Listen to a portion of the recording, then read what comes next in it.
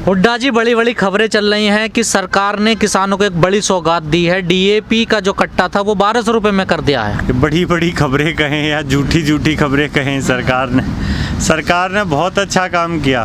1200 का कट्टा 1200 में कर दिया और 1200 रुपये सब्सिडी दे दी। कितना अच्छा काम किया।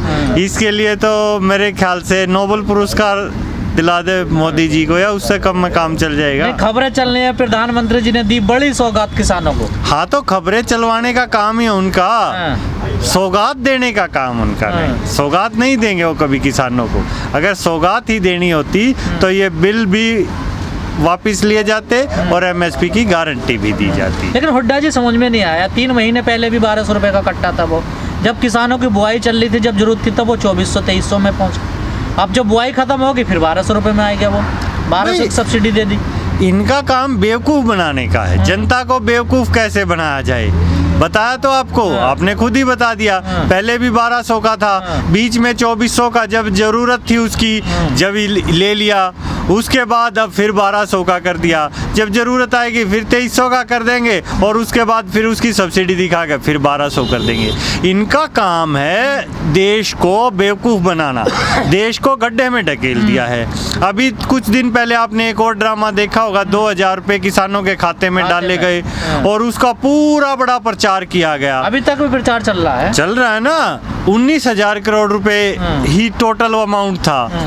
भाई, इतना अमाउंट जो डाल रहे हो आप इतने किसानों के खाते में, कभी इसका डंका भी बजाया करो। हमने इतना माफ कर दिया उद्योगपतियों का, कितने लाख करोड़ कर्जा माफ किया उद्योगपतियों का। क्या कभी एक बार भी वो न्यूज़ में आया? क्या कभी आया? क्या ये आता है कि भाई जब उसको कर्जा दिया जा रहा था, विजय माल्या को, नीरव मोदी को, आगे एक एक व्यक्ति 19 करोड़ किसानों को जितना मिल रहा है उतना एक व्यक्ति लेके हिंदुस्तान से भाग गया।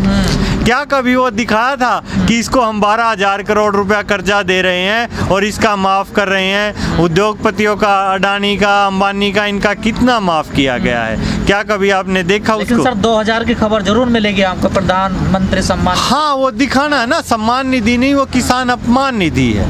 क्योंकि जिस तरीके की किसान और मोदी जी बात करते थे, 2013 में इन्होंने कहा था पहली कलम से स्वामीनाथन लागू करूंगा।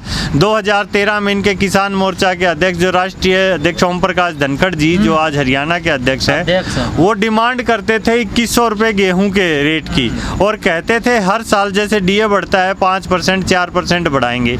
उस हिसाब से आज गेहूं का रेट 3 से 4 हज़ार होना था। तो किसान के 1 लाख रुपए जो फायदा होना था उसमें से 2,000 रुपये दे के ये 98,000 की चोरी है या 2,000 की सम्मान निधि है? ये आप ही डिसाइड करें, ये जनता डिसाइड करे। आने वाले समय में किसान वोट के समय जरूर डिसाइड मानना पड़ेगा। दिमाग तो लगाते हैं ये लोग। दिमाग आप क्या कहेंगे? दिमाग तो चोर भी लगाता है, दिमाग तो क्रिमिनल भी लगाता है। तो चोर क्या वो नहीं लगाते हैं? नहीं, क्या वो नहीं लगाते हैं? दिमाग 2 तरीके से होता है, एक नकारात्मक होता है, एक सकारात्मक होता है। इनका काम नकारात्मक है, इनके अंदर नकारात्मक ऊर्जा भरी हुई है। जब भी देखेंगे कोई ना कोई गलत बात बोलेंगे, दूसरे के बारे में गलत बोलते बोलते ये खुद भी अपने बारे में गलत बोलने लग गए हैं। कहाँ? अरे भाई, कुछ अच्छी कीजिए, कुछ अच्छा कीजिए। ये देश भारत के लोग हैं, किसान हैं, जो देश का युवा है वो इसी देश के हैं। हर नागरिक का सम्मान कीजिए। आप देश को, संविधान को थोड़ा सा अध्ययन कीजिए। संविधान में हर नागरिक बराबर है। कहीं कह रहे हैं कि देश हिंदू नहीं रहेगा, देश में ये नहीं बचेगा।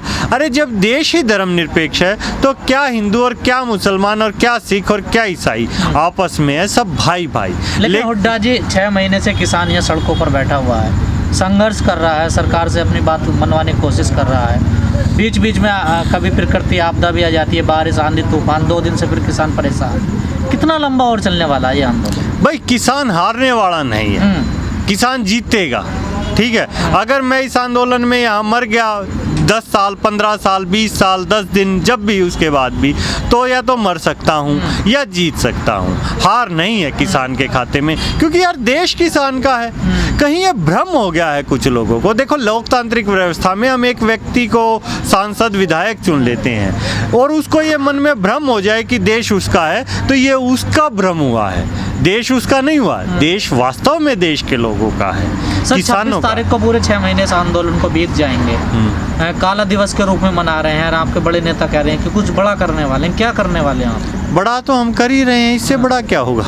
देश को जगाने का कार्य हम कर रहे हैं। किसान अपने हक की लड़ाई लड़ रहा है, फसलों की लड़ाई लड़ रहा है, आने वाली नस्लों की लड़ाई लड़ रहा है। इससे बड़ा काम क्या चाहते हैं आप? एक सरकार है एक तरफ जो ना किसानों की सुन पा रही है, ना युवाओं की सुन पा रही है, ना कर्मचारियों की सुन पा रही है। एक तरफ किसान है जो सबके हकों के लिए लड़ रहा है। सरकार ऐसी महामारी के दौर में महामारी से नहीं निपट पा रही है, लेकिन किसान उसके लिए आज ऑक्सीजन सिलेंडर और पता नहीं खाना पीना सब दे रहे हैं। लेकिन हुड्डा जी 2.5 महीने से हम देख रहे हैं, पिछले बॉर्डर की रौनक कम हो गई, लेकिन अब 2 दिन से देख रहे हैं फिर रौनक बढ़ने लगी है बॉर्डर पर। क्या लोग वापस आने लगे फिर? हाँ, बीच में एक काम था किसानों को, अब हमें लंबा समय हो गया है यहाँ, तो हम चाहते हैं कि किसान का काम ना छूटे।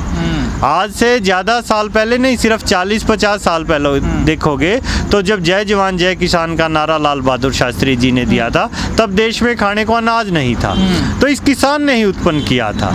अगर किसान आज यहाँ बैठ जाएगा और अनाज उत्पन्न नहीं करेगा तो देश खाएगा क्या? फिर मोदी जी कहेंगे बाहर से मंगाएंगे, बाहर से मंगाएंगे, आपदा आ गई, ये आपदा में अवसर ढूंढेंगे, फिर बाहर से मंगा के कॉरपोरेट से काला बाजारी करवाएंगे। तो इससे अच्छा है किसान इस देश को चलाना चाहता है, इस देश के हर नागरिक को खाना खिलाना चाहता है, हर नागरिक का विकास करना जो चाहता है वो किसान है। हुड्डा जी, आप हरियाणा से आते हैं, जितना बड़ा विरोध हरियाणा में हो रहा है सरकार का, इतना बड़ा विरोध यूपी में नज़र नहीं आता। अरे वो किसी को नज़र आता है, किसी को नहीं आता। विरोध पूरे भारत में हो रहा है। अब हरियाणा, पंजाब, उत्तर प्रदेश, राजस्थान इसे ना कहिए, अब भारत कहिए। हम भारत में जो एकता का सूत्र है उसे किसान ने दोबारा से पिरोया है। जो संघ ने और भारतीय जनता पार्टी के जो 2 तानाशाह मोदी शाह ने अलग कर दिया था, हिंदू मुस्लिम और ये वो बांट दिया था, किसान उसे दोबारा से एकता के सूत्र में पिरोने का कार्य कर रहा है। सर, हरियाणा में सीएम अपने मंच पे नहीं जा सकते, नीचे कहीं कोई सभा नहीं कर सकते, किसी का उद्घाटन नहीं कर सकते, लेकिन ऐसा यूपी में नहीं है सर। एक काम कर सकते हैं, वो इस्तीफा दे सकते हैं। अगर सीएम, हरियाणा का सीएम हरियाणा में नहीं जा पा रहा तो उसका नैतिक दायित्व बनता है कि वो इस्तीफा दे। क्यों नहीं दे रहे हैं? क्या कुर्सी से ज़्यादा लगाव है या हरियाणा के लोगों से? ऐसे ही प्रधानमंत्री जी को कुर्सी से ज़्यादा लगाव है या लोगों से? लेकिन सर, आप लोग इस्तीफा मांगते हैं, लेकिन कुछ लोगों ने चुना भी तो है ना उनको। अरे कुछ लोगों ने क्या, बहुत लोगों ने मिलके किया था। कौन कहता है नहीं किया था? लेकिन अब वो गलत कार्य कर रहे हैं तो छोड़ देना। जिन लोगों को चुना था उन लोगों की स्पीच सुनिए। उनको नहीं लगता ना सर, अभी समय आएगा हमारा। क्यों नहीं लगता? उन्होंने कहा था, प्रधानमंत्री जी की स्पीच सुनिए, उन्होंने कहा था 50 दिन दीजिए मुझे, 50 दिन के बाद जिस चौराहे पे कहेंगे मैं वहां आऊंगा। अब इतने चौराहे हैं, उन्होंने तो क्या क्या कहा सर, उनकी तो बात छोड़िए। और फिर किसकी बात करें आप?